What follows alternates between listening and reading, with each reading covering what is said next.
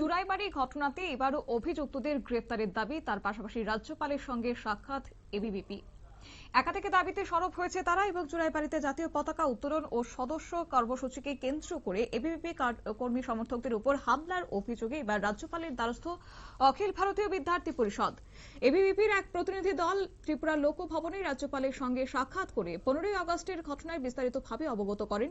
সংগঠনের অভিযোগ, এই ঘটনায় তাদের 4 জন কর্মী সমর্থক গুরুতরভাবে আহত হয়েছেন। আর এই ঘটনার সঙ্গে জড়িত অভিযুক্তদের দ্রুত গ্রেপ্তার, প্রশাসনের পক্ষ থেকে কঠোর আইনানুগ ব্যবস্থা নেওয়ার দাবি জানিয়েছে এবিভিপি এবং সংগঠনের পক্ষ থেকে দাবি করা হয়েছে যে 48 ঘন্টার মধ্যে অভিযুক্তদের গ্রেফতার করতে হবে।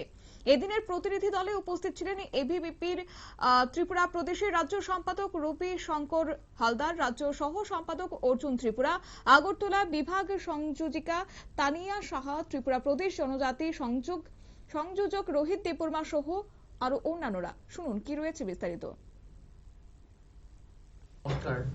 আজ অখিল ভারতীয় বিদ্যার্থী পরিষদ ত্রিপুরা প্রদেশের এক প্রতিনিধি দল আজ আমরা ত্রিপুরার মাননীয় রাজ্যপাল মহোদয়ের সাথে আমরা দেখা করি এবং গত 15ই আগস্ট আমাদের যে উত্তর ত্রিপুরা জেলার চুরাইবাড়িতে যে একটি নিন্দনীয় ঘটনা ঘটে, আমাদের বিদ্যার্থী পরিষদের কার্যকর্তাদের উপর যখন ওরা চুরাইবাড়িতে জাতীয় পতাকা উত্তোলন করতে যায়, সেই সময় কিছু জেহাদি বামপন্থী শক্তিরা সেখানে তাদেরকে আক্রমণ করে এবং সেই আক্রমণের প্রতিবাদে আমরা সেখানকার সেই জেলার উত্তর ত্রিপুরা জেলার পুলিশ আধিকারিক মহোদয়ের কাছে আমরা 48 ঘন্টা চুরাইবাড়ির এই ঘটনায় দ্রুত তদন্ত করে দোষীদের বিরুদ্ধে আইনানুগ ব্যবস্থা গ্রহণ করা এবং ভবিষ্যতে যাতে এই ধরনের ঘটনা না ঘটে তার তীব্র প্রতিবাদ জানিয়েছেন এবিভিপি।